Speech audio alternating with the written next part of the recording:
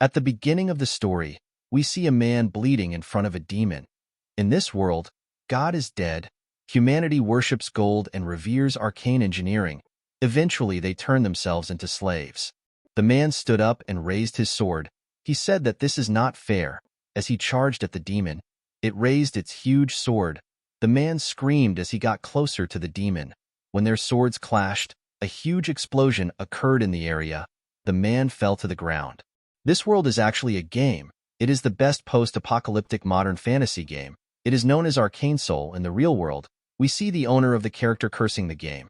He referred to the game as a fucking garbage pay-to-win game. This man is Kim Jun-soo. He is a 22-year-old college student. Jun-soo watched as his character known as Warrior Kim screamed out in pain. He was annoyed to see this. He did not know how a poor player like himself was supposed to enjoy the game. The demon walked up to Warrior Kim. It told our boy that he did well for a free-to-play player. With an arrogant smile on his face, the demon said that it must be awful to be our protagonist. The demon is a character known as Rich Heavenly Demon. The demon revealed to our boy that he was actually playing the game on auto mode the entire time. Jun-soo became enraged when he heard this. The Rich Heavenly Demon told him that he actually had fun. He said that he has never seen a free-to-play do so well. Immediately he said this. He attacked Jun-soo mercilessly with his blade. Jun-soo grit his teeth when he saw this.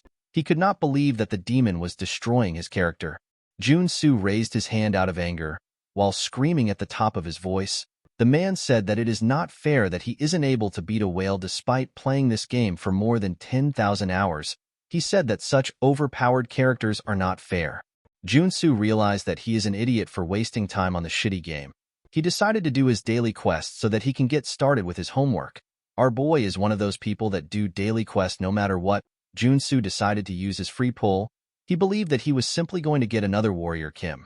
To his surprise, a platinum chest came out of the pull. Jun-soo was shocked to see what the chest gave him. Our boy got the Heavenly Demon, which is an SSR rank character. Jun-soo could not believe what he was seeing. He could not believe that he actually pulled out the best character in the whole game. He remembered hearing that the chances of pulling this character is 0.00006%. Jun-soo began to jump on the sidewalk. He could not believe that he got the Heavenly Demon for free. He decided to quickly raise his character's level. He decided to raise it through farming. The fastest way to raise a character in Arcane Soul is to use the characters you have raised as experience points. He decided to use his Warrior Kims to raise the Heavenly Demon. He poured his Warrior Kims into the character. Our boy raised his phone up and said bye to his Warrior Kim characters. Immediately he did this, he stepped foot on the road. He said that he was now an owner of a Heavenly Demon character. The moment he said this, he heard a sound. When he raised his head up, he saw a truck coming close to him. The driver seemed to have lost consciousness. Jun-soo did not understand what was happening. He was very familiar with this weird thing that happens to isekai characters. In the next scene, we see Jun-soo wake up at the hospital. Our boy's leg was wrapped in a cast. Jun-soo raised his body up.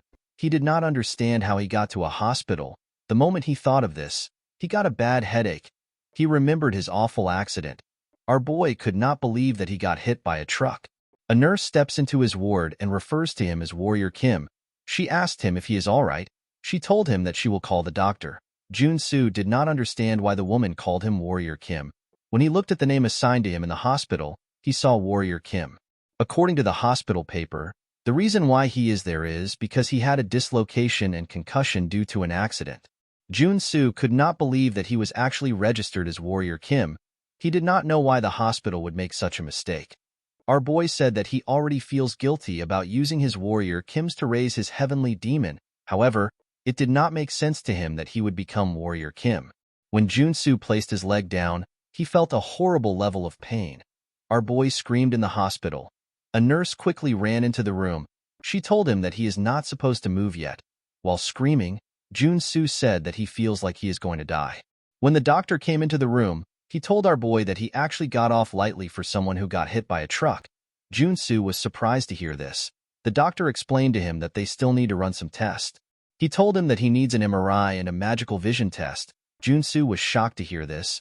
Our boy found it weird that they called him Warrior Kim. Now they are talking about magic. He did not know what was wrong with the people in front of him. At the front desk, we see a nurse calculating Jun-soo's expenses. She told him that he has to pay 22 million won. Our boy could not believe what he was hearing. With a nervous smile on his face, he reminded the nurse that he was only there for 4 days. The woman explained to him that he does not have insurance, so he needs to cover it by himself. Junsu was annoyed to hear this. He reminded her that every Korean citizen has national health insurance.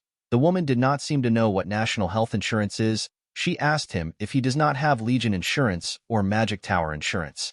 Junsu could not comprehend what the woman was saying. Before he could yell at her, our boy realized that he had heard these terms before. He remembered the Legion, Megacorp, Magic Tower, and Holy Order. These are the 4 factions that dominate Seoul. It is a setting of arcane Seoul. In a world where God had abandoned humanity, arcane science developed drastically.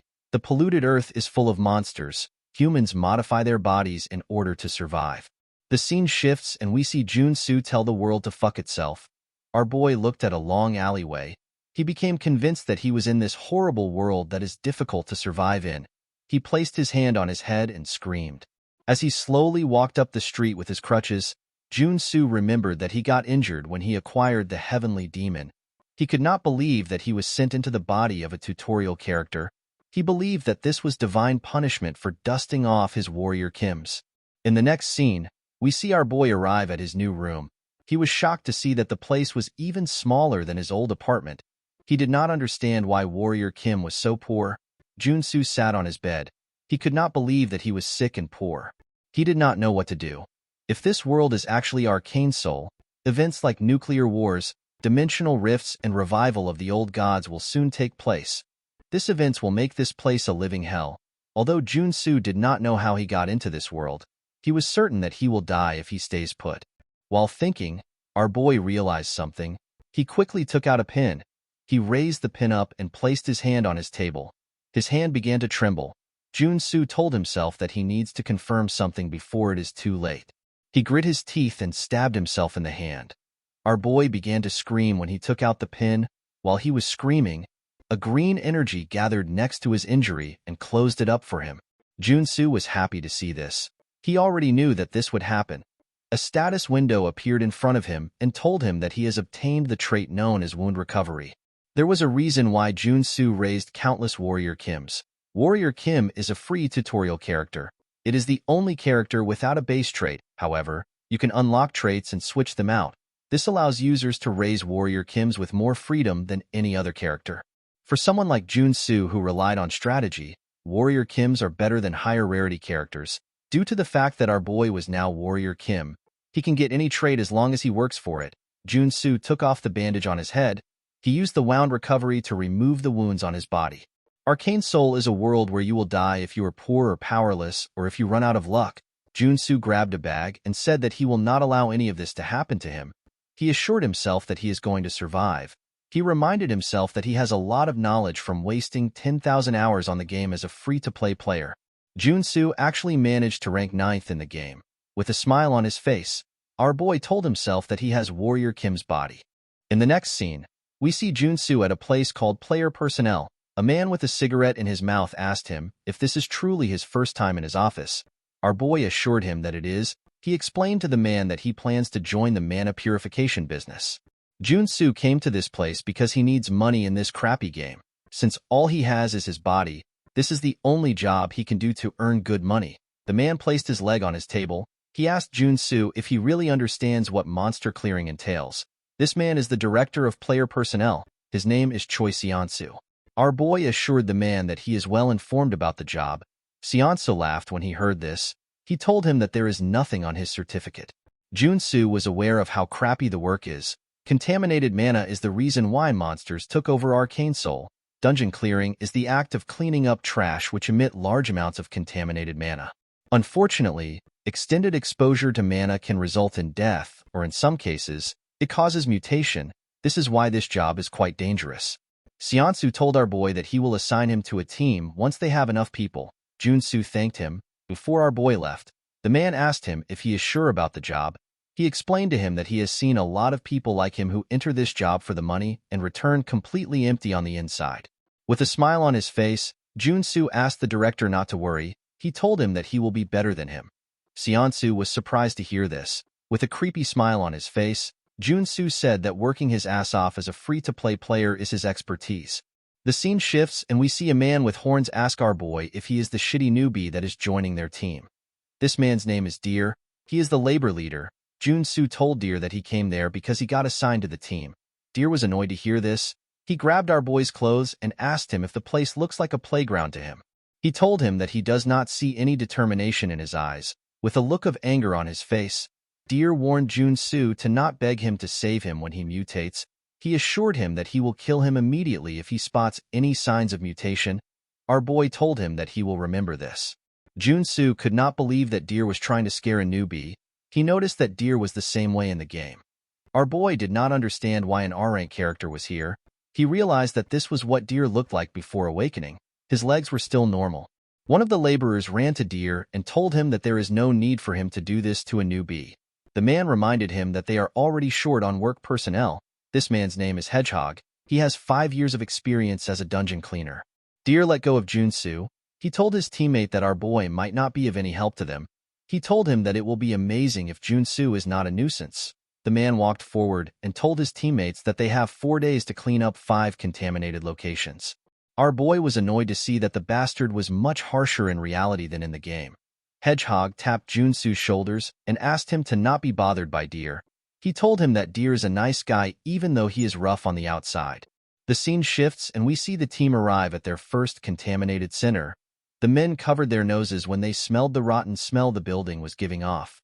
One of them said that he will never get used to the horrible smell. The men were holding shovels in their hands. Deer turned around and informed the men that he is going to open the door. He asked them to get ready. Immediately he said this. The man used his access card to open the door. The moment they stepped in, he ordered his men to get in position. The men saw hundreds of contaminated slimes. These are low-ranked monsters. The basis of cleaning up contaminated mana and monsters is contaminated slime. Although they are weak in combat, the reason why they are difficult to kill is because they won't die until you find the little mana core somewhere in their body. When one of the men attacked the monster, it split its body and returned back to normal. The men struggled to kill the monsters.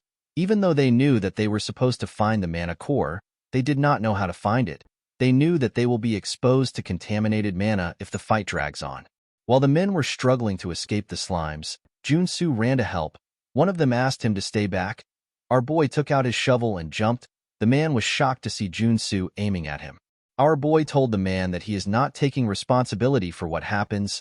The moment he said this, he landed on the ground and used the shovel to attack the monster. Surprisingly, Jun-soo managed to attack the slime on its core. The monster burst apart when its core got destroyed. The man fainted before he could see what happened. He assumed that our boy was going to destroy his balls. With a smile on his face, Jun-soo said that it is time for him to get warmed up. Our boy ran to the monsters. He located their mana cores easily and managed to destroy them without any effort. Jun-soo tore through the monsters like they were nothing. Everyone was shocked to see this. One of the men said that he is killing all the slimes in one strike. The men did not know how this was possible. This was possible for only Jun-soo. 2 days earlier, we see Jun-soo searching the playground for something. A child asked his mom to tell him why our boy is acting weird. Our boy was certain that the thing he is looking for should be around there. After searching for a while, our boy found 501 on the ground. The moment he found this, he obtained a trait known as treasure hunting. Jun-soo was happy to see that he got Warrior Kim's most important trait. He was so happy to see that he had gotten 501. The boy's mom covered his eyes and asked him to walk forward before something happens. Before monster cleaning, Jun-soo learned a few important things while gathering some necessary traits. In the next scene, we see our boy vomit into a dustbin.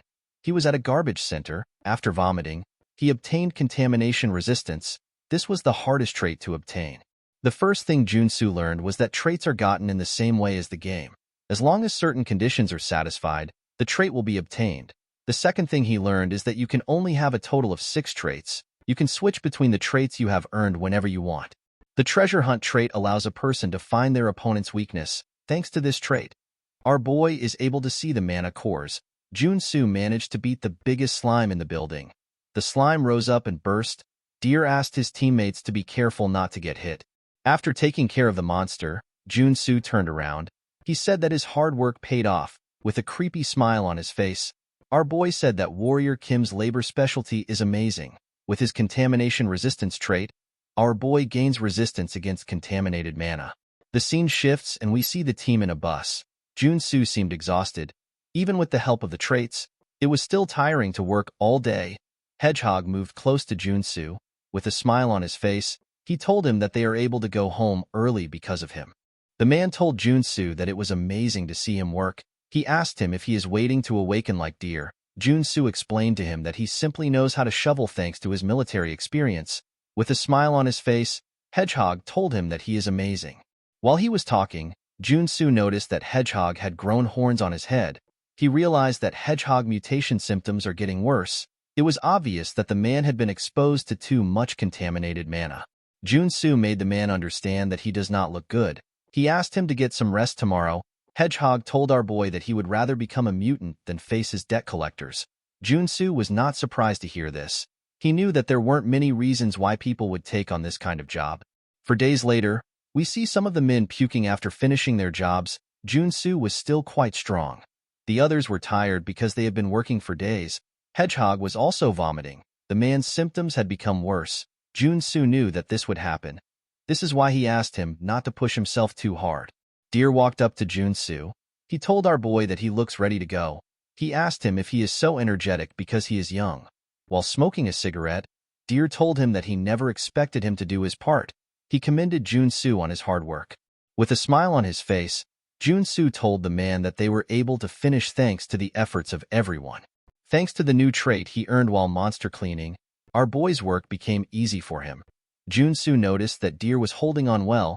He wondered if it is because he is a R-rank character. Deer sat on the ground and said that he is tired. While looking at Deer, Jun-soo heard someone screaming. He quickly turned around. He saw Hedgehog screaming. The man's mutation was increasing rapidly. The other teammates gathered around him to see if he is okay.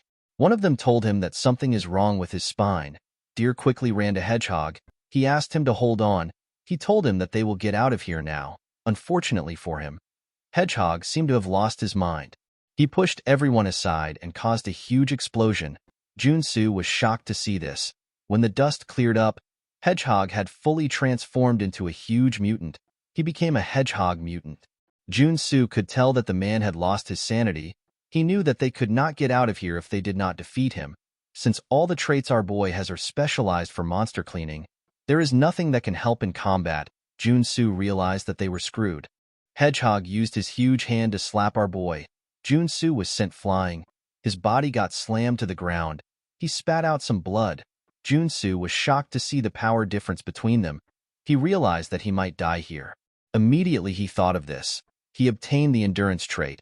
Jun-soo realized that he still had his traits. He realized that it was too early for him to give up. In order to survive, he had to think of a way to defeat the monster in front of him. Jun-soo decided to delete some traits. He added strength to his list. He added mana heart to help him control mana and endurance to reduce all damage taken. Mana absorption allows him to absorb mana, and deep respiration grants him higher mana regeneration. The final trait he added was contamination resistance. After selecting his traits, Jun-soo stood up and took a stance. Hedgehog growled and ran to him. Our boy activated his strength trait. The trait amplifies power by over 10-fold. He added the trait to his shovel. He used it to hit Hedgehog on the head. The monster was sent flying.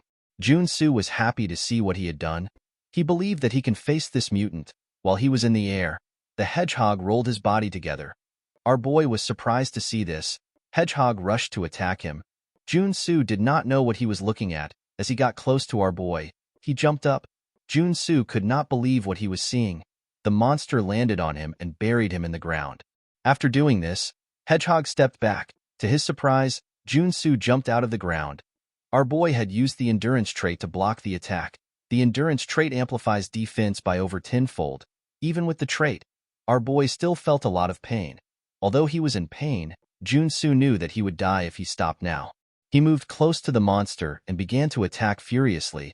He had no choice but to keep attacking. Hedgehog bent his spine and aimed it at Jun-soo. He fired one of his spine at our boy. Jun-soo barely managed to dodge it. Hedgehog did not give him the time to react. He began to fire multiple spines at him. Our boy could not block the attacks. The spines went into his skin. He fell to the ground. Junsu told himself that he needs to do a little more. Instead of lying on the ground, our boy stood up and rushed to attack the monster. The moment he landed a blow on Hedgehog, his hand shattered into several pieces. Our boy screamed out in pain.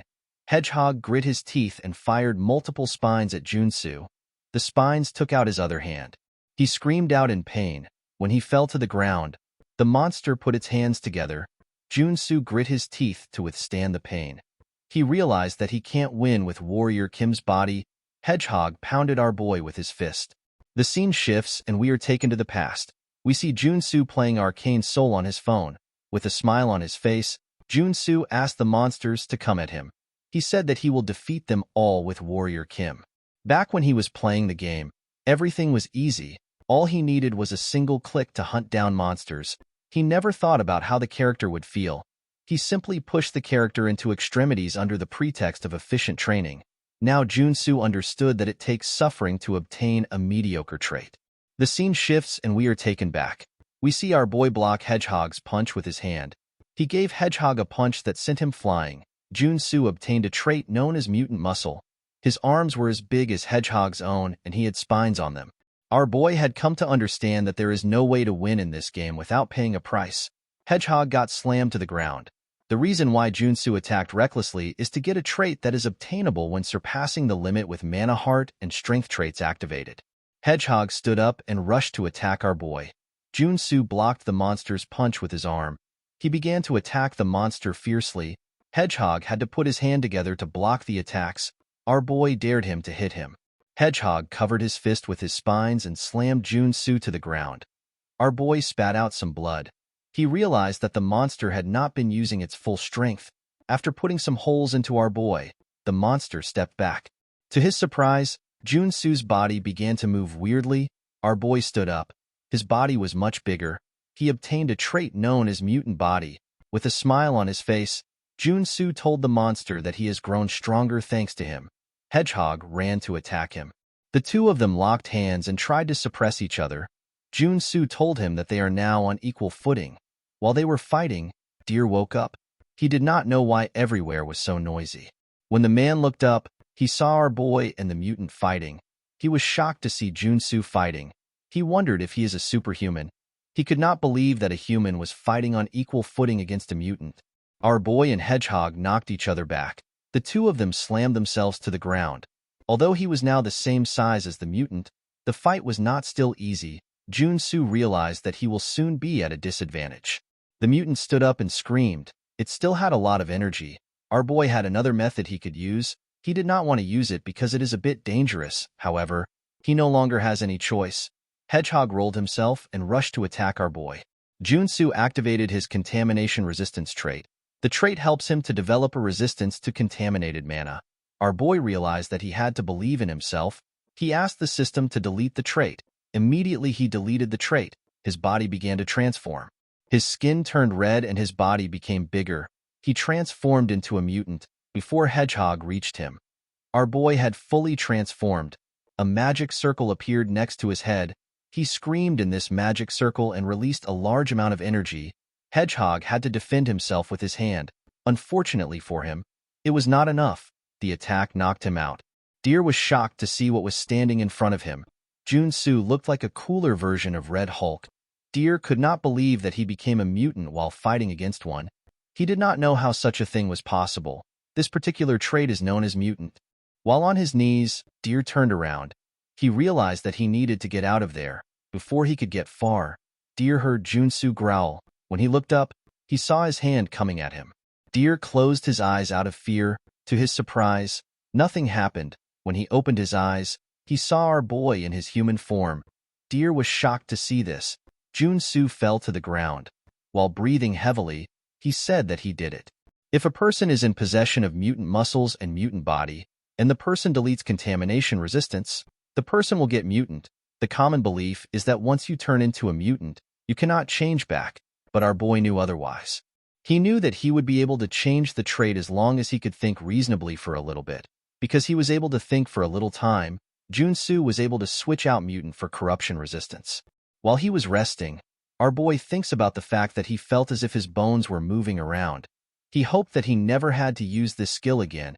After resting for a while, our boy stood up and walked up to the mutant. He saw a mana core on top of its mouth. When he picked it up, the system told him that he has obtained a level 1 mana core. Junsu began to smile like a crazy person. He told himself that the fight was worth it. He was quite happy that he got into the cleaning job. While he was cheering, Deer and the other teammates walked up to him. Deer asked him if he is all right.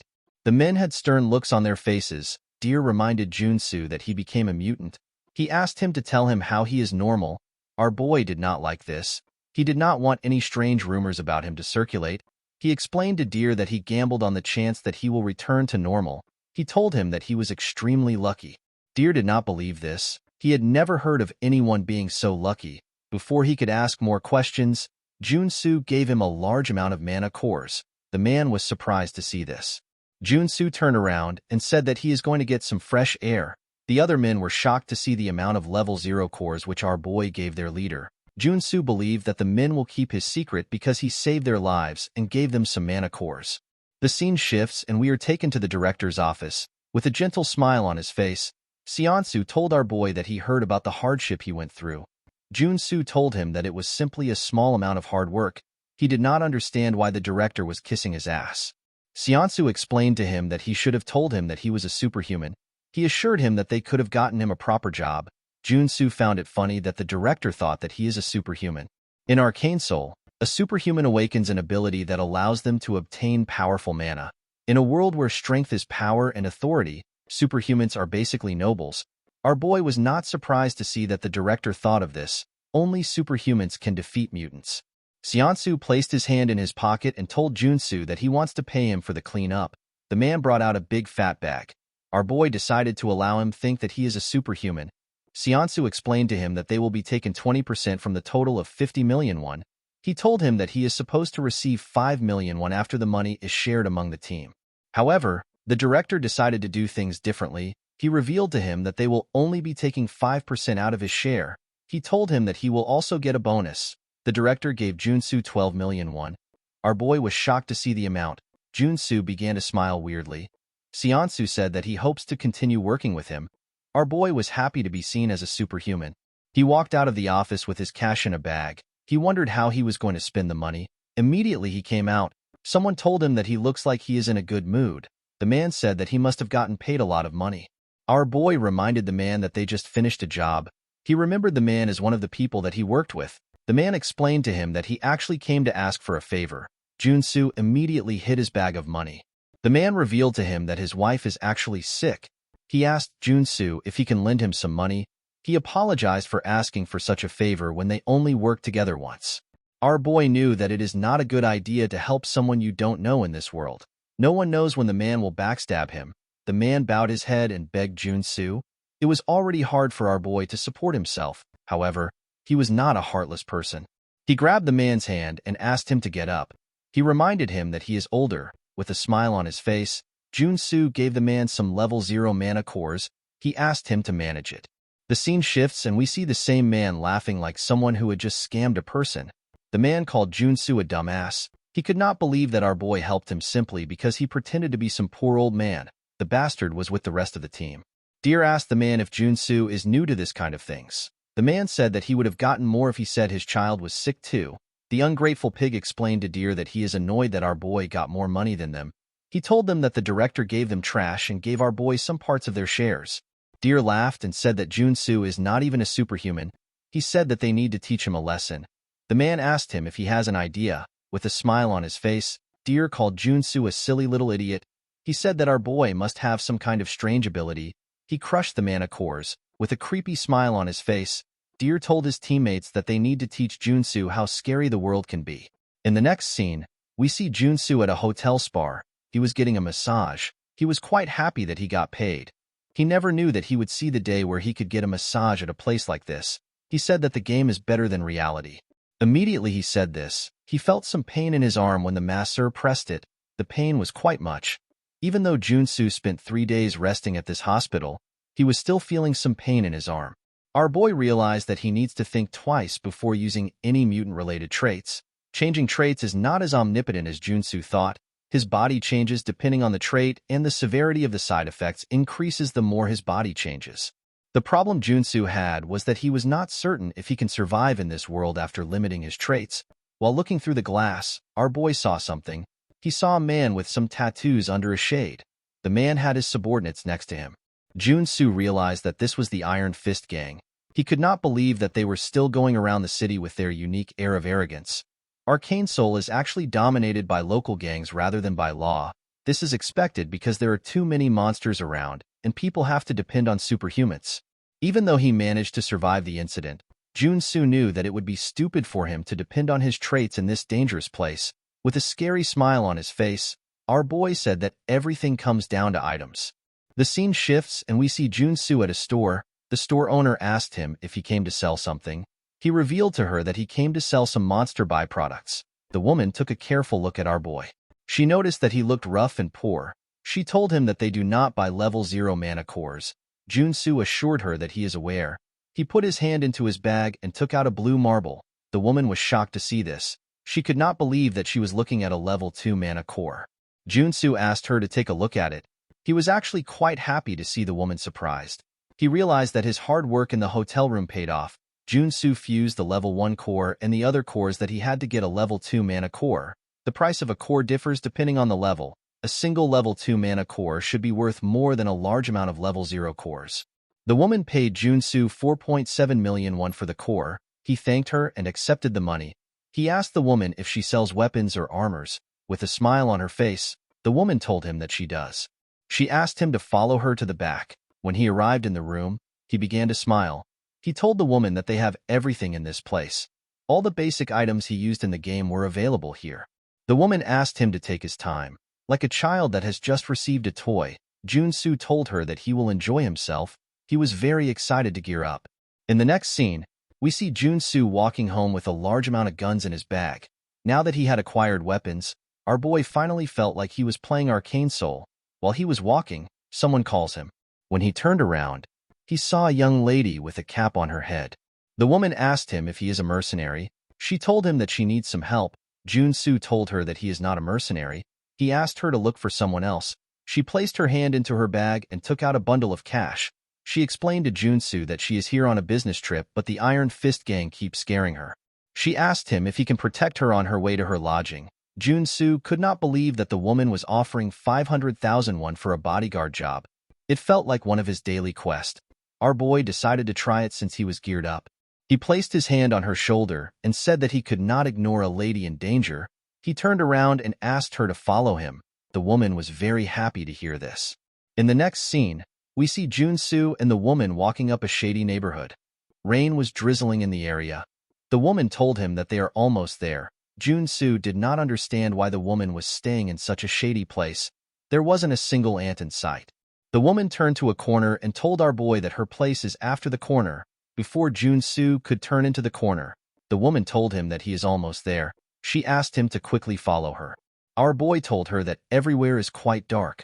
While struggling to see where the woman was, Junsu acquired the night vision trait. He was surprised to see that he actually got a trait. When he used the trait, he saw the woman holding a gun in the dark. She pointed the gun at him. She never expected Junsu to be so cautious. Our boy was surprised to see the woman holding a gun. He quickly realized that this was a trap. Immediately he took a step back. He hit something. When our boy turned around, he saw Deer. He was with their other teammates. With a smile on his face, the man asked him to tell him where he is going. He told our boy that it is nice to see him again in this situation. While looking around, Junsu asked Deer to tell him what he did to deserve this. The man told him that he was simply a gullible bastard. Before he could say more, our boy threw away his bag and ran. Deer was shocked to see this. He called him a scoundrel. He could not believe that Junsu would run away after starting a conversation. He ordered the woman to shoot him. The woman quickly shot Junsu. Unfortunately for our boy, he had not gotten far. The bullet hit him in his shoulder. He fell to the ground. Deer was annoyed to see this. He told the woman that she was supposed to shoot his leg. The woman reminded him that Junsu did not get away. Deer noticed that our boy's body was disfigured. He realized that he might be dead. He said that Junsu returned to being human after becoming a mutant. The woman revealed to him that some mages would be willing to buy his dead body. Deer told her that they would have gotten more money if he was captured alive. One of the men said that they need to loot his bags and equipment first. Deer told the man that he is right. He asked him to do it. The moment he said this, he noticed that Junsu was no longer lying on the ground. Everyone was shocked to see this. Deer asked them to tell him where Junsu went. Immediately he said this. Someone broke a street light and knocked one of the men out. Everyone did not know what was happening. Deer said that Junsu might still be alive. While using his night vision trait to see in the dark, our boy said that he cannot die to someone who repays kindness with betrayal. Junsu equipped strength, vigor, endurance, mana heart, night vision, and mana recovery. Fortunately for Junsu, he wore a bulletproof vest before exiting the store. The bullet hit the vest. Our boy still fell to the ground. Thanks to the vest, he was able to obtain a trait that he needed. The trait is known as playing dead. While trying to see in the dark, Deer and his teammates began to panic. The man asked them to tell him where our boy is. The moment he said this, Junsu appeared next to him. He asked him if he is looking for him. Our boy rushed to attack him. He told Deer that he will be taking his life since he saved him. Immediately he said this, he hit Deer in his face. The man fell to the ground. He quickly stood up and rushed to attack Junsu with his leg. Our boy dodged the attack. He punched Deer in his face and told him that he is supposed to be grateful to him. He asked him if he still believes that it is the right thing to try and kill your savior. Before the man fell to the ground, Junsu put his leg above his head. Before he could crush Deer's head, the woman fired her gun. She did not seem to know where Junsu was. She simply fired based on instinct. She asked Deer if he is okay. Our boy noticed that the bullet grazed him. He realized that he got careless. In Arcane Soul, the scariest thing isn't monsters or mutants, it is humans.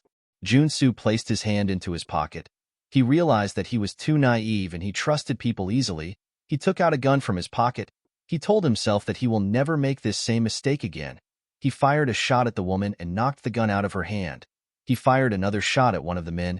He shot him in his shoulder. The two of them were incapacitated. After taking care of them, Junsu realized that he needed to kill Deer to be safe. Immediately he thought of this. He saw Deer behind him.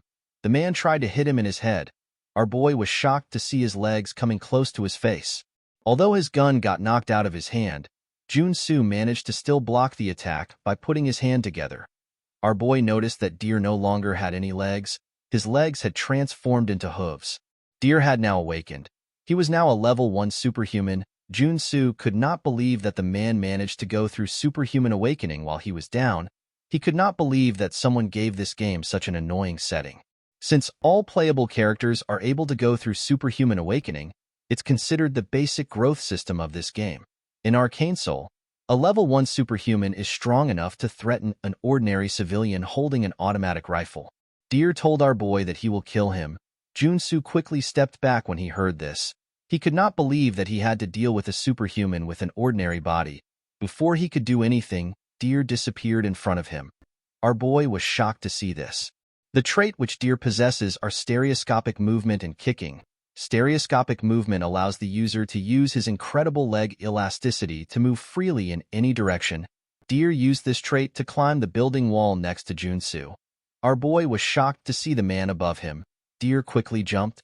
Junsu managed to dodge the man's attack by moving to the side. Deer destroyed the ground when he landed. He was annoyed to see that Junsu managed to dodge his attack. He quickly rushed to attack him. He assured him that he will not be able to dodge this attack. His leg actually managed to hit our boy. The man was happy to see this. Junsu told him that he never had any intention of dodging the attack. Deer was shocked to hear this. The moment he said this, we see that our boy managed to block the attack with a baton. With a smile on his face, he referred to Deer as a stupid animal. Junsu was happy that he bought an expendable baton. While he was looking at the items in the store, our boy wondered if he should buy a gun. This is because Warrior Kim is a warrior class character. Even if he was to become stronger, there is a limit to how effective he can wield a gun. Junsu decided to buy a warrior class weapon in case something happens. He chose to buy the baton. Each character has weapons and traits that are more effective for their class. This is why our boy needs to use a close-range weapon and traits that are fit for a warrior in order to defeat this greedy bastard. Deer took his leg off the baton. Junsu immediately stretched out the baton. He rushed to attack the man. He slammed the baton on the man. Deer fell to the ground. Our boy acquired a trait known as Strike when he did this. Junsu was happy to see this. This was his first class-specific trait. He began to attack Deer more fiercely. Fortunately for the man, He was fast enough to dodge the attacks. The moment he saw an opening, he rushed to attack Junsu with his leg. When our boy saw the man's leg coming towards him, he wondered if he should dodge it. Junsu grit his teeth. He told himself that he cannot stop after coming this far. He said that he needs to keep attacking even if he breaks a bone. He used his hand to block Deer's leg and slammed his baton on the man's leg. Although he blocked the attack, it was still quite painful. Junsu's baton began to release some energy. He obtained a trait known as combo. Our boy was happy to see this. The best warrior class trait build for early stages is strike and combo. Junsu activated the two traits and began to attack the man mercilessly. Deer could only receive the attacks. He begged Junsu to stop. Our boy used the baton to hit him in the chest when he said this. Deer screamed out in pain and fell to the ground. Junsu raised his hand up and began to shout. He could not believe that he defeated and awakened. While he was screaming, he felt an odd sensation in his body. Junsu did not know what was happening. His entire body was filled with pain. Yet he could feel something else brimming from within. While he was struggling to get a hold of himself, he understood what was happening. His body caused a huge explosion. When the dust cleared up, we see a golden energy cover Junsu's body. He was surprised to see this. The day which our boy learned the cruel truth of arcane soul was the day he awakened. He was now a level 1 superhuman. With a creepy look on his face, Junsu celebrated the fact that he had finally become a superhuman. While trying to break dance, he said that he will now be getting high-paying jobs and low-interest bank loans. While he was dancing, someone walked up to him. The man said that he has done something stupid. Junsu quickly turned around when he heard this. He saw a huge man with a cigar in his mouth. The man had a huge metallic arm and a bazooka. The man was with other men who wore suits. Junsu immediately recognized the man in front of him. This character is known as Iron Fist Kim. He is the second basic character given in Arcane Soul after Warrior Kim. He is a character from the Reinforced Soldier class who uses firearms as his primary weapon. He specializes in shooting with his prosthetic arm.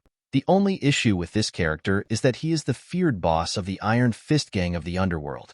Junsu realized that he must have seriously provoked the gang because he fought in their territory. Iron Fist Kim gave his bazooka to his subordinate. He asked our boy if he knew where he was before he made a mess. Junsu became nervous when he heard this. He explained to the man that he was suddenly attacked and had no choice but to defend himself. Iron Fist Kim took out a gun and asked Junsu if the people who attacked him are scarier than the Iron Fist gang. Our boy was shocked to see the gun. He knew that he would die if he fought in his current condition. Iron Fist Kim placed the gun on his chest and told him that he made a stupid choice. With a scary look on his face, he told Junsu that he needs to see what happens when someone defies their territory. Surprisingly, Junsu was quite calm. He told Iron Fist Kim that he missed something very important. He grabbed the gun and told him that he is not the type of guy that dies easily. Immediately he said this, he used his hand to push the man's hand.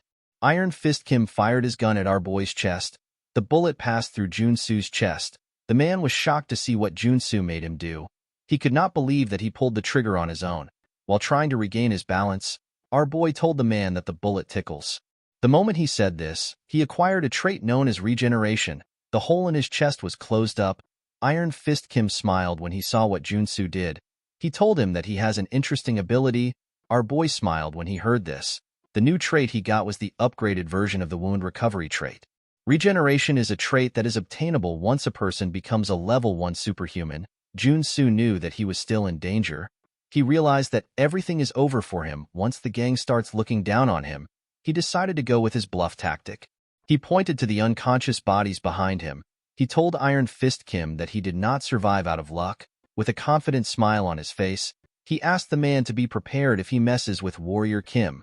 Iron Fist Kim smiled when he heard his name. He told him that he likes his guts. He revealed to Junsu that he will let him go. He told him that he will owe him a debt for the favor. He moved close to our boy and placed his hand on his shoulder. He asked him to not forget the debt. Junsu assured him that he will remember it. Iron Fist Kim stretched out his hand and told our boy that he wants to work on a job with him next time. Junsu knew that Iron Fist Kim is not the type to betray a person. He realized that it would be beneficial to him if he builds a connection to the gangster. He shook his hand and told him that he will see him next time. In the next scene, we are taken to Jamsil Superhuman Tower. It was a magnificent structure that towered over every building in the area. When he went into the building, Jun-soo took off his shades. He had only ever seen the inside in the game. He never expected it to be such a spectacle. The tower was quite beautiful and luxurious. It looked like a mega mall. While he was looking around, someone welcomes him to the superhuman tower. A beautiful woman in a suit asked him about what he wants to do. Jun-soo was surprised to see how beautiful she was. He noticed that the lady looks familiar. He wondered if she is an NPC. With a smile on her face, the attendant asked him if he is here for the superhuman certification. She pointed at a machine and asked him to go close to the machine to measure his mana and trait circuit.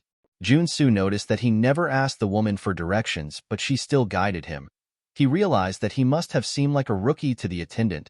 Jun-soo told himself that he will begin his real life in Arcane Soul once he gets the superhuman certification. The moment he said this, he hears a loud sound. He quickly raised his head up. The people around him seemed to be happy to hear this sound. They said that the Saintess is coming. There was an opening at the top of the ceiling. An airship shined a light from the opening.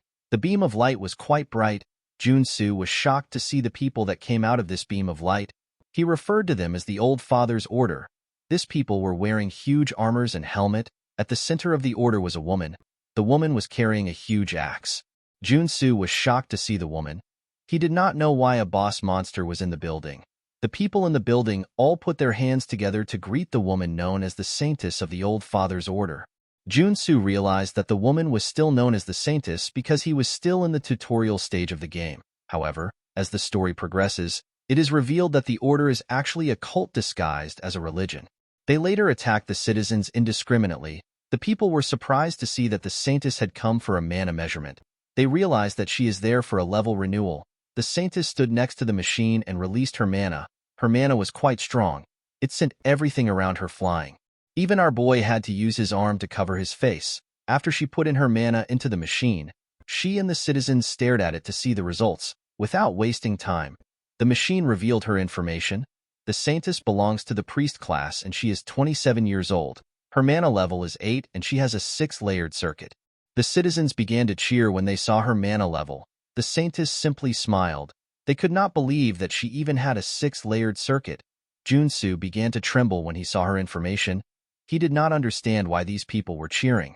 A level 8 superhuman can be compared to an aircraft carrier squadron. The Saintess was basically a walking national-level superpower. Jun-soo did not know how to tell these people that the Saintess is a superhuman who will wipe out Seoul in the future. He knew that they would treat him like a madman and throw rocks at him. He decided to focus on his own mana measurement. Our boy was certain that he would gather too much attention to himself if it is revealed that a rookie like him has 6 traits. He decided to reduce it to 3. Immediately, he opened his system. The Saintess turned to him. Her men asked her if something is wrong. The woman said that there is an uncommon individual with them. While he was reducing his traits, the Saintess appeared behind him. With a creepy smile on her face, she told Jun-soo that he has an intriguing ability. Our boy was shocked to see her next to him. He was shocked to hear what the boss monster said to him. He could not believe that the Saintess sensed that he switched his traits. The citizens did not understand why the Saintess would talk to Jun-soo. He seemed like an ordinary person to them. The woman grabbed our boy's hand and asked him for his name. He introduced himself as Warrior Kim. Immediately he said this. He realized that he messed up. The only reason why a priest would ask for your name in Arcane Soul is to baptize a person. The Saintess held Jun-soo tightly. She told him that she represents the Old Father's Order and she wants to baptize him. With a scary look in her eyes, she said that the Old Father, who is also known as the Lord of the Black Gold Throne, always desires rare powers. She asked our boy to submit to the Old Father and to find peace in the hellish world. The moment she said this, some writings appeared on Jun-soo's hand.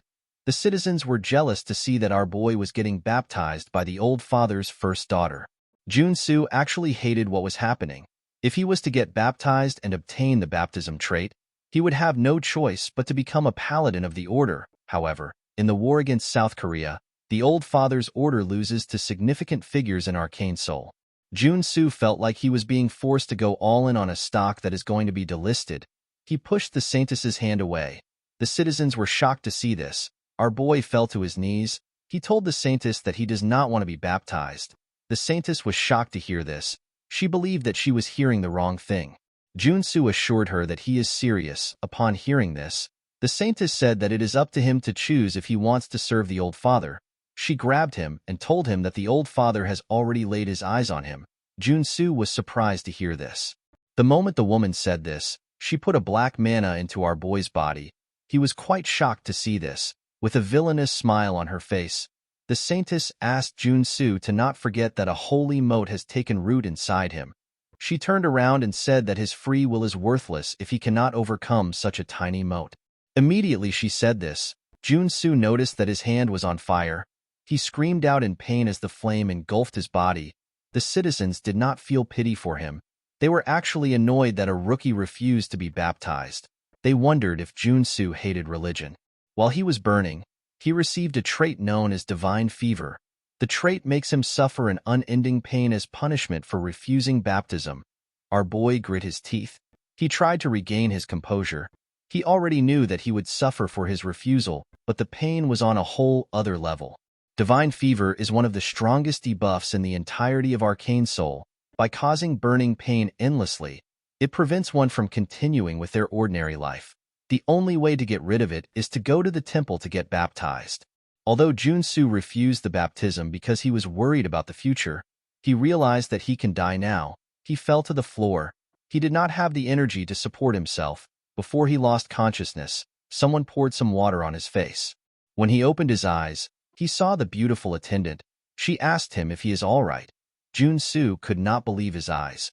Nobody helps someone affected by the divine fever debuff because they fear that the negativity might spread to them. Our boy was grateful to the woman. He decided to endure the pain for a little while. He pushed himself up. The moment he sat in a lotus position, he received a trait known as divine resistance. Junsu had his reason for refusing the baptism. The divine fever debuff gets stronger depending on the target's total amount of mana. Because he is still a level 1 superhuman, the debuff is still much weaker. There are still some solutions that he can use. The first condition is to obtain the divine resistance trait. The next thing to do is to gather all the mana within his body. Junsu raised his hand and activated his mana-related traits. The fire began to burn faster when he did this. The attendant began to panic. She poured more water on him. Junsu became calmer when he felt the water on his head. The water was like the water of life to him. He realized that he needs to focus on this contrasting sensation. He wanted to focus on the feeling of fire and water. Our boy circulated this feeling around his body. He focused on the burning pain and the cold reason. With the mana within his body, he decided to extinguish the fire. Immediately he said this to himself. The energy around him turned blue. It released a bright light. After the light shined, our boy stood up. He obtained a new trait known as Mana Barrier. The blue energy covered his body. Junsu was happy to see what he accomplished. Mana Barrier is a Tier 1 common trait that a defensive warrior must obtain. The attendant asked him if he is all right. He assured her that he is fine. He thanked her for her help. The citizens were shocked to see that our boy overcame divine fever. They did not think that such a thing was possible. They wondered if he used some cheat skill. Junsu did not actually overcome the divine fever. He simply created a temporary measure against it with the barrier. He was satisfied with the barrier because he was freed from the burning pain. The only thing he liked about the divine fever was the cool black flame which cannot be seen by non-superhumans. Junsu moved close to the machine. He decided to measure his mana. After his measurement was completed, the machine displayed his information. He is 22 years old. His mana level is 1 and he has a 6-layered circuit. Everyone was shocked to see the amount of traits he had. They realized that this was the birth of a super rookie. They understood why the Saintess wanted to recruit him. Junsu did not like the fact that he garnered a lot of attention. He wanted to quietly grow stronger. The attendant congratulated him on becoming a superhuman. She said that it is her first time seeing someone start with 6 traits. She asked him to follow her to get his superhuman license. The scene shifts and we see the woman give Junsu his license. She congratulated him on becoming an officially certified superhuman. Our boy was quite happy to see the license. He could not believe that he had to work incredibly hard to get the license. The woman told him that she wants to explain all the special privileges a level 1 superhuman gets. Junsu asked her to not worry about it. He revealed to her that he is already aware of the privileges. With a smile on his face, he told her that he gets tax reduction, the right to carry weapons. As your level increases, exemption from all taxes is given and immunity from arrest. Superhumans are also granted free access to all transportation and many more benefits. The attendant was surprised to see that our boy actually knew about the privileges. Jun-soo wanted to say that he knew about it because he is a game addict, but he quickly retracts his words. He said that he is a doctor in superhumanology. With a nervous look on his face, he explained to the woman that he doesn't like wasting time. While staring at the citizens standing close to the glass, he asked the attendant if there is a way to quietly get out of the building. The attendant stood up and smiled. She revealed to him that she has already prepared a path for him. Jun-soo was surprised to hear this. The woman grabbed a coat. With a bright smile on her face, she asked him to follow her. In the next scene, we see them running through the secret passage. Our boy thanked her for taking care of him. He could not believe that she provided a stealth cloak and a secret passage. The attendant assured him that it is fine. While running, Jun-soo obtained a new trait known as stealth.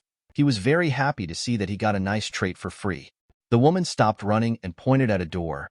She explained to him that he simply has to walk out the door. She told him that she can only guide him to this point because of the rules. Jun-soo bowed his head and thanked her for what she has done for him. The woman asked him to have a safe trip back home. Our boy watched the attendant as she walked forward. He could not believe that such a kind person exists in Arcane Soul. He promised to repay the favor when he gets stronger. Our boy realized that he had her business card. He decided to check her name. He was shocked to see the name on the card. The attendant's name is Baek Soren. This is the name of one of the 3 strongest SSR rank warrior characters in the game. She is a berserker, so she always had a scary appearance. Jun-soo already found it strange that the woman's face was familiar. She always had such a scary look in the game, so he never imagined that she could be the attendant. Our boy could not believe that Soren used to be such a kind person. He wondered about what caused the drastic change in her behavior. In the next scene, we see Jun-soo destroy a slime at his job. He could not believe that people said that it is good to be a superhuman. Because he is a superhuman, he has been cleaning up this dungeons for a week straight. He felt like he was going to die from overworking himself. Our boy sat on the ground. He could not believe that he was already tired from cleaning one dungeon. He knew that this method was not efficient. The biggest reason why he got so tired was because he focused all his traits on maintaining the mana barrier. If he had customized his traits to focus on the dungeon cleaning, he would have already been done hours ago. Jun-soo could not take any other job because of the debuff. He realized that he needs a rare potion called Nectar to eliminate the divine fever. Unfortunately, the potion is so expensive that this cleaning job cannot pay for it. Jun-soo did not know what to do. While he was wallowing in despair, someone calls his phone. Our boy was annoyed to see that it was the director. He did not know why the man has been calling him. He wanted to decline the call. Before he could touch the icon, he realized something. He thought of an amazing idea. The scene shifts and we see Jun-soo at the director's office. The director rushed to meet him. He looked like a puppy that was happy to see his master. He served our boy a drink. Seonsu referred to Jun-soo as the one who overcame the divine fever without getting baptized and the man who started with a 6-layered circuit. He told our boy that it is an honor to see him. Jun-soo did not understand why the man was overreacting. He told him that things just happened that way. He asked him if he has found the work that he requested. Seonsu took out his tab and told Jun-soo that it was difficult to find it. According to the director, Nectar is a medicine that can only be obtained by a level 5 or higher superhuman requests. Jun-soo believed that the man was wasting his time. He stood up and told him that he will leave if he does not have the job. Seonsu became nervous when he heard this. He begged our boy to wait. He reminded him that this is a matter involving his exclusive contract with him. He assured him that he has secured the job. Jun-soo smiled when he heard this. He already knew that Seonsu is a man who is desperate for a superhuman contract. He knew that Seonsu would find a request with a nectar reward. Our boy sat down. He asked the director to share the contents of the request. Seonsu placed his tab on the table. He showed our boy a picture and asked him if he has heard about the number 1 security. Our boy told him that this is his first time hearing of it. He asked him if it is a security firm. Seonsu explained to him that it is a private military company. It is one of the top 10 in the industry. The CEO and the vice CEO are a married couple. Both of them are from traditional martial arts family, so their foundation is solid. Jun-soo asked the director to tell him what a wealthy family is lacking for them to issue a request. The man revealed to him that their son is the problem. Jun-soo saw a picture of the man on the tab. According to Seonsu, their son has already passed the age of 20, but he hasn't awakened as a superhuman yet. Junsu was surprised to hear this. He found this weird because both parents are from traditional martial arts families. Seonsu revealed to him that he heard a rumor that said that the man has accumulated level 8 mana, but he still hasn't awakened. The condition of the parent was that they needed a level 1 or higher warrior-type superhuman. He assured Junsu that the job suits him. With a smile on his face, our boy told the director that he wants to meet the family. The scene shifts and we are taken to a nice mansion. We see the director and Junsu sitting on a comfy couch. Seonsu explained to our boy that the parents must be busy. He said that they are not the type of people to be late. Junsu was not listening to the man. He was more focused on how beautiful the house was. He could tell that the mansion was very expensive. While he was looking around, someone apologized to them for making them wait. The person turns out to be the wife. She told them that they are the clients. She introduced herself as Lee Miri and her husband as Seo Jungju. The two of them had a sword on their waists. The husband did not seem happy to see them. The director stood up and bowed his head at them. He thanked them for giving him their time. Junsu also bowed his head. He could tell that the couple were at least level 6 superhumans. Both of them possessed a large amount of mana. Jungju told his wife that he can already tell that Junsu is weak. Miri asked him to not talk like that. She asked him to go back to his room if he is going to act out. The man angrily sat down. His wife asked him to stop behaving rude. She asked the two men to take a seat. They thanked her and sat down. Due to the fact that they came to their house, the woman asked them if they have accepted their request. Junsu explained to her that he needs to first check her son's condition. He told them that he wants to see if there is a special reason why he cannot awaken. Jungju banged the table when he heard this. With a look of anger on his face, he told Junsu that he will never share this information with a rookie like him. Miri stood up and asked her husband to calm down. She explained to our boy that her husband is getting worked up because it is related to their child. She told Junsu that they cannot share any information with an outsider.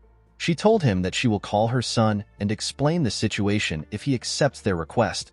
While looking at the blue energy that surrounded his body, Miri reminded him that he is also in dire need of a nectar. Seeing that there is a problem with their son that needs to be kept confidential and the fact that they had something he needed, Junsu became certain about something. With a smile on his face, he told Miri that he will accept the request. He asked her to call her son. Some minutes later, a boy stepped into the room. He introduced himself as Seo Woojin. Our boy greeted the man and shook his hand. He noticed that he could not feel any mana from him. The moment he let go of his hand, he noticed something. He saw an emblem on his glove. He told Woojin that he has a cool glove. The man told Junsu that the glove is more than he deserves. He said that he will always use it with gratitude. Our boy told him that he understands since he would have needed a strong mana ceiling. The family was shocked to hear this. With a smile on his face, Junsu told them that he became sure after he saw the gloves. He explained to them that even though it is a matter involving the critical affairs of their noble family, they deliberately set the conditions to require a warrior-type level 1 superhuman, and they used a nectar as a bait to summon him. He asked the parents if their son has also been baptized by the old father's order. He realized that the reason their son hasn't been able to awaken is because he also rejected the baptism and sealed away his mana to avoid divine fever. They couldn't publicly announce the issue, so they struggled with it until they heard a rumor about a level 1 superhuman overcoming divine fever. They decided to seek Junsu out. Woojin was quite impressed with our boy's deduction.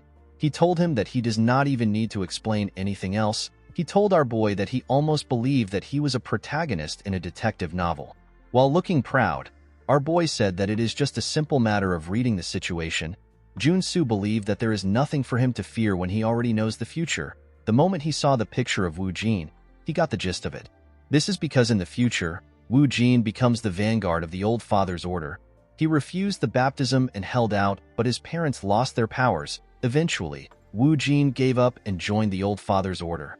Woojin's parents moved close to their son. With a look of worry on his face, Jungju asked Junsu if there is a way for their son to escape the baptism.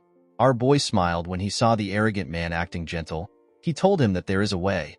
Our boy had played Arcane Soul for 10,000 hours. It was impossible for him to not know a way.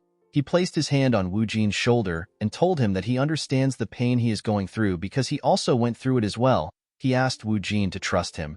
He assured him that he will take the pain away. Woojin became emotional when he heard this. He hugged our boy. The parents also hugged each other. They were quite happy to hear that there was a way to remove the debuff. Junsu did not care if the Saintess was a villain. He could not believe that she tried to baptize him into some lowly cult. While smiling like a maniac, he said that the saint's future subordinate is now on his side. Junsu told the man that he wants to add another condition before they begin the treatment. The parents were surprised to hear about an additional condition. Our boy explained to them that the difficulty of the request has increased. Miri understood our boy. She realized that the issue is no longer about mana awakening. It also involves overcoming the divine fever. She asked him to tell her the additional condition. With a nervous look on his face, Junsu told them that he would like them to teach him the mountain-breaking swordsmanship.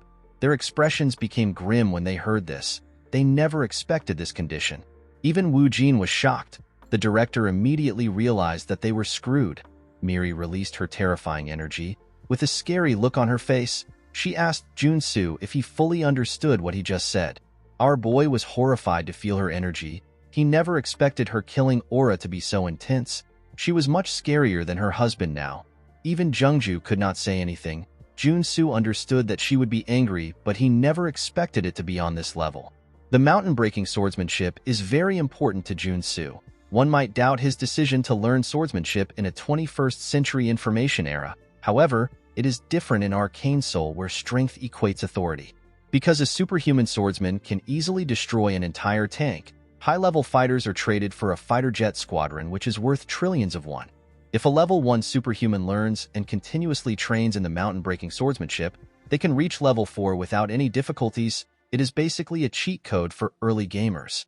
Junsu remembered that only the elites can learn the mountain-breaking swordsmanship. He wondered if he crossed the line.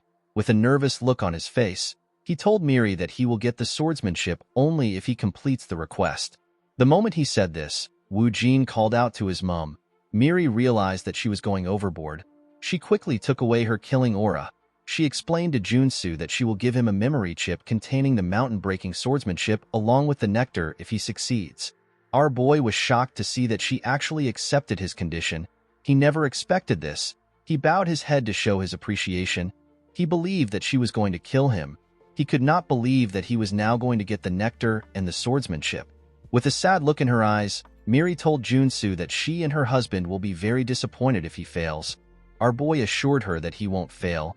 He told her that it is better he starts as soon as possible. Wu Jin was surprised to hear this.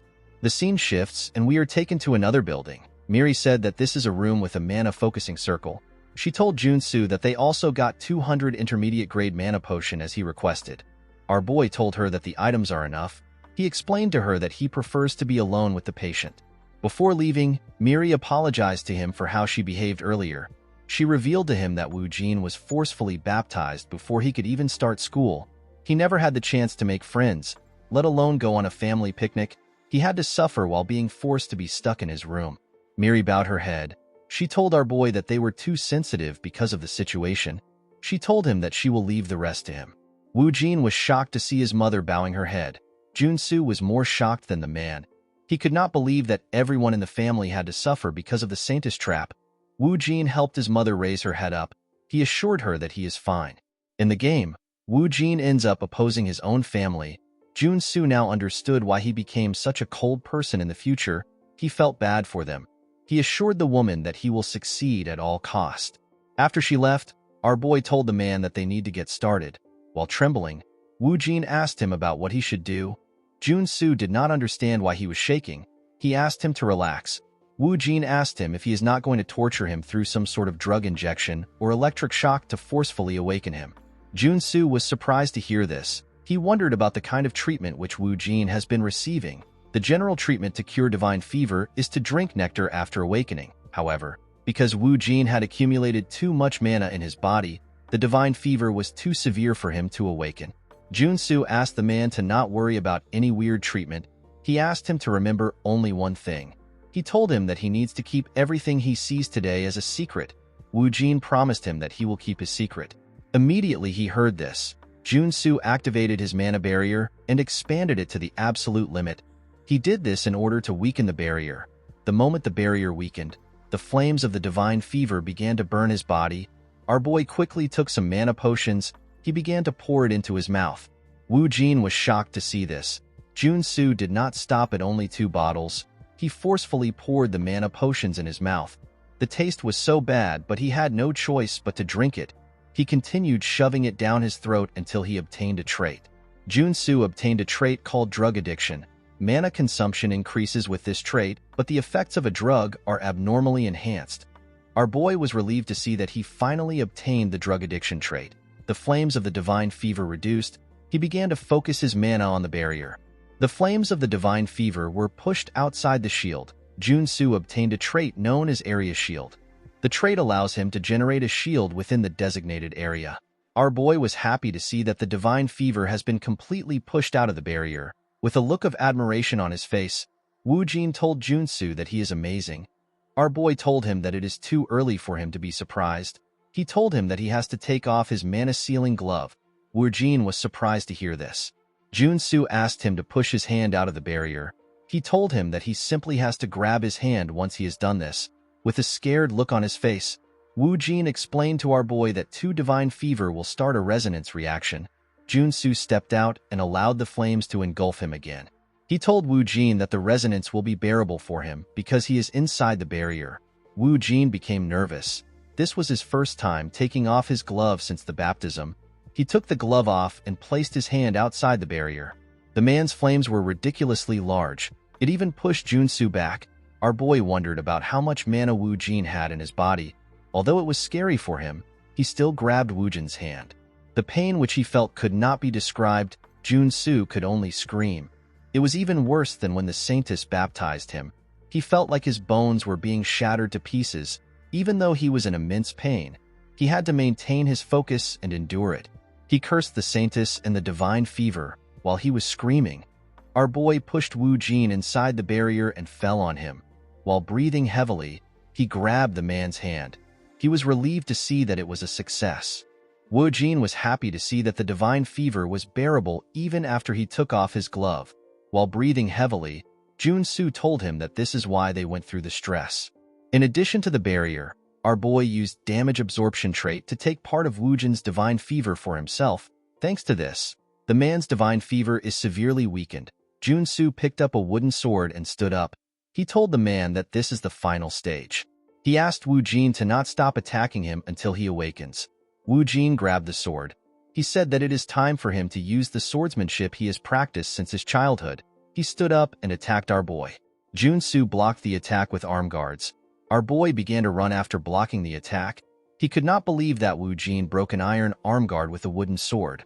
Fortunately, he managed to obtain a trait known as Protect. Even with the trait, Junsu knew that he will be in a critical state if he takes even one attack. He carefully dodged Wu Jin's strikes. He could not believe that someone who had not yet awakened was already this strong. He wondered about the kind of swordsmanship Miri taught her son. While he was trying to regain his balance, Wu Jin charged at him. Junsu managed to dodge the attack by jumping above the man. The moment he landed on the ground, he obtained a trait known as Evasion. He noticed that Wu Jin was releasing some steam from his body. He realized that he was about to awaken. A large amount of golden energy covered Wu Jin's body. Junsu was shocked to see this. He noticed that the sword and Wu Jin are shining with the same energy. Wu Jin is an SSR rank character with a trait known as One with the Sword. Our boy quickly realized that One with the Sword refers to a state where the sword becomes the person. Junsu knew that this was an insanely overpowered trait for the warrior class. Unfortunately for our boy, Wu Jin was in a complete trance state. The man fired an energy from his sword at Junsu. Our boy was shocked to see the attack. He knew that he will die if he gets hit by the attack. Junsu quickly took out all his defensive traits. He focused his shield on his arms. With the help of the mana-focusing circle in the room, he strengthened his shield. The attack destroyed the ground when it hit him. Our boy was able to block it with his new trait known as Mana Shield. He combined the Mana Barrier trait and the Protect trait to create this new trait. He tried to catch his breath. He could not believe that he was almost killed by the One with the Sword trait. When he raised his head up, he noticed that Wu Jin was staggering. After using the skill, the man lost consciousness and fell to the ground. Junsu was shocked to see this. He could not believe that Wu Jin lost consciousness in peace after trying to kill him. He never expected him to fall asleep. He moved close to him to check on him. He realized that the man went berserk for a bit after awakening. In the game, Wu Jin was a strong character with an SSR rank, but because he awakened as a warrior and not a paladin, He acquired the one with the sword as a starting trait. Junsu realized that he just created a monstrous warrior. He made Woojin awaken as a warrior instead of a paladin. Our boy did not know how this change would affect the future story. He carried the man on his shoulder. Junsu did not believe that things were completely bad because he is now affiliated with a man who was born with a silver spoon and immense strength. This powerful young man now owes him a favor. In the next scene, we see Woojin sleeping on his bed. Miri could not believe that her son actually overcame divine fever. She and Jungja bowed their heads and thanked our boy for his help. With a proud look on his face, Junsu told them that it is nothing. He reminded them that he said he can do it. While feeding Junsu a drink like an innocent servant, Seonsu told him that he knew that he will be able to do it. Miri placed her hand on her son's head. She said that it has been a long time since they saw him sound asleep. The woman was quite grateful to Junsu. She did not know how to repay him for what he had done. She turned to her husband and nodded at him. Jungju smiled when he saw this. He turned to Junsu and told him that they will provide him with an additional success fee along with the promised nectar and the memory chip containing the mountain-breaking swordsmanship. With an insincere smile on his face, our boy told them that they do not need to give him extra money. Jungju begged him to accept the 1 billion won he wants to give him. He told him that the money is small when compared to what he has done for them. Junsu was shocked to hear the amount. While acting like an innocent man, he said that it will break his heart to reject the money twice. He told them that he has no choice but to take it. Of course, he desperately wanted the money. While driving Junsu to his destination, the director told him that today was a jackpot. Our boy took a look at the nectar and the memory chip. He said that the day was truly amazing. Seonsu asked him if he is going to drink the nectar immediately. Junsu said that he has to. He told the man that he plans on going on hiatus for a bit. Seonsu understood our boy's intention. He knew that Junsu did not want to catch the attention of the old father's order and other dangerous people who could hear about his rewards. The man said that it is actually a shame. He explained to our boy that he can significantly raise his mana if he refines the nectar and consume it. Junsu knew that the director was right.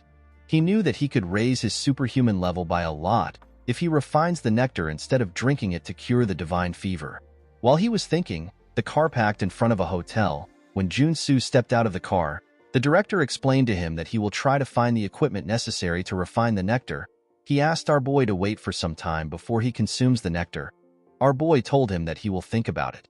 The scene shifts and we are taken to his hotel room. We see Junsu open the bottle of nectar. He planned to drink it immediately. He already learned about how cruel this world can be from the deer incident. He could not guarantee that the director won't betray him. Also, Junsu already had traits like drug addiction and mana absorption which can maximize the nectar's effect. The moment he drank the nectar, he was covered by black flames. He began to scream in pain. He felt like every fiber of his muscles was being disassembled and reassembled. Junsu closed his eyes. He could feel an incredible amount of mana being stored within him. He released a large amount of light from his body. The light shined through the glass of his hotel room. While looking at the black flame in his hand, Junsu realized that he had leveled up. He was now a level 2 superhuman. He also acquired a trait known as Black Flame. By curing the divine fever with the nectar, our boy acquired one of the best tier 1 traits in the game. Now that he has gotten the Black Flame trait and the mountain-breaking swordsmanship, Junsu felt relieved.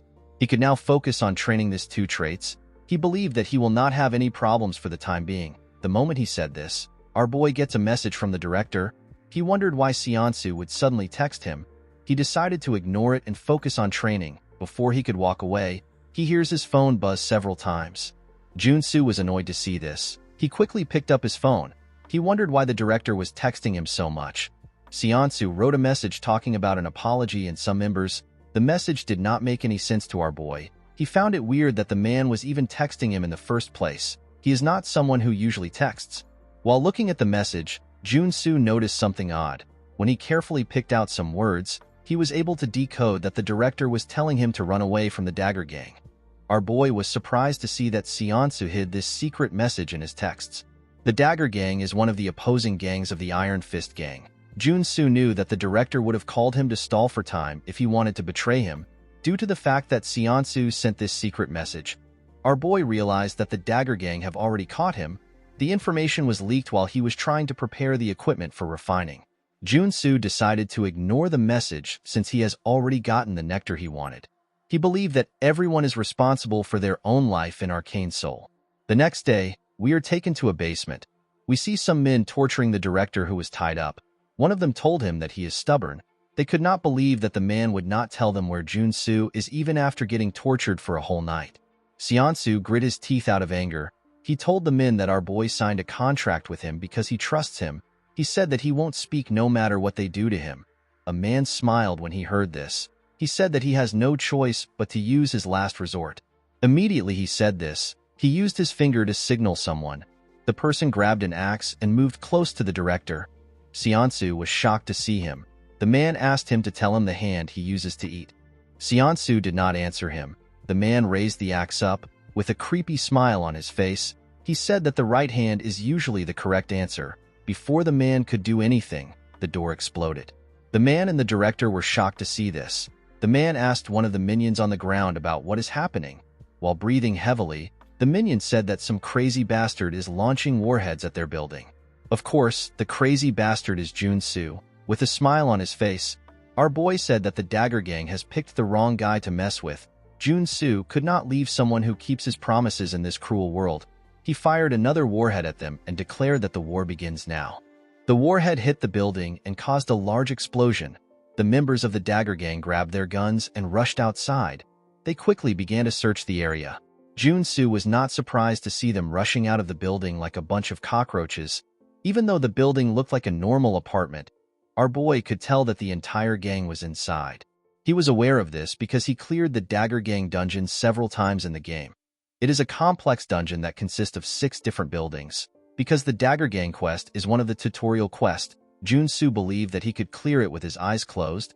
He was happy to see that the time he spent on the quest was finally paying off. He picked up a bag containing various weapons. He jumped to the next building and said that a veteran is about to clear the dungeon. In an alley, we see 3 members of the gang looking around. One of them said that the Iron Fist gang is probably the one attacking them. He believed that they were the only ones capable of pulling off such a crazy feat. Another man said that they should beat the Iron Fist to a pulp once they capture them. The moment he said this, he hears a noise from the dustbin. The man told his colleagues that he will check it out. They asked him to check it thoroughly. When the man looked behind the dustbin, he did not see anything. Before he could turn around, Junsu grabbed his head and slammed it to the wall. Our boy was happy to see that the man could not see him even though he was in front of him. He used the feigning death trait and stealth trait to hide himself. Junsu was convinced that there is no better combination for infiltration than this traits. Our boy opened the dustbin. He decided to enter the building while the gangsters were looking around. The dustbin had a ladder inside it. Junsu decided to use this secret path to enter the building. When he landed inside, he looked around. He was happy to see that he had avoided combat for now. He stuck to the wall. He remembered that the Dagger Gang liked to keep hostages right next to their boss's room on the 5th floor. Our boy still had a long way to go. He carefully moved around in order to avoid getting caught. While he was walking, a speaker in the hallway announces that an intruder has entered the building. All members were asked to arm themselves and gather at the designated assembly point. Junsu was annoyed to see that they found out. Next to our boy was a door leading somewhere. He became conflicted.